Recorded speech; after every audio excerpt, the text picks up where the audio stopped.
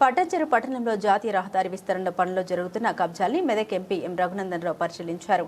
Survey number 428లో 2 ఎకరాలు 18 గుంటల భూమిని ఆక్రమించేందుకు ప్రయత్నాలు జరుగుతున్నాయని ఆయన తెలిపారు.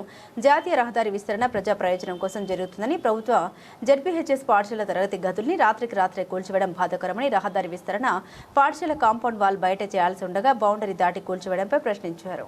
ఈ ఘటనపై జిల్లా కలెక్టర్ ఉన్నతాధికారులు స్పందించి కూల్చివేతలకు బాధ్యులైన మిషనరీ కాంట్రాక్టర్లు సంబంధిత వారిపై కఠిన చర్యలు తీసుకోవాలని, క్రిమినల్ కేసు నమోదు చేయాలని డిమాండ్ చేశారు. పాలనలో జరిగినటువంటి భూములు కబ్జాలు ఒక ఎత్తు అయితే, కాంగ్రెస్ పార్టీ అధికారంలోకి వచ్చిన తర్వాత విచ్చలవిడిగా ఎవరికి నచ్చిన రీతిలో వాళ్ళు ప్రభుత్వ భూముల్ని, అసైన్మెంట్ భూముల్ని, పాఠశాలల భూముల్ని, భారతదేశంలో ఉన్న చట్టాలు ఏవి పటాన్చెరు శాసనసభ నియోజకవర్గంలో సంబంధం లేని రీతిలో అసాంఘిక కార్యకలాపాలకి అధికారంలో ఉన్నటువంటి కొంతమంది ప్రజాప్రతినిధులు పాల్పడడం అనేది బాధాకరమైనటువంటి విషయం.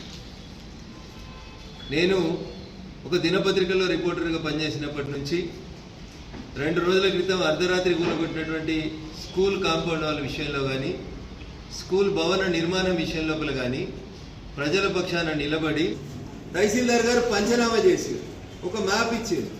ఇది మాది భూమి, ఇలా మేము ఉంటున్నామని కొంతమంది క్లెయిమ్ చేస్తే ఇందులో గుడిసెలు ఉన్నటువంటి పోర్షన్ ఇక్కడ మార్క్ చేశారు, చిన్న పోర్షన్.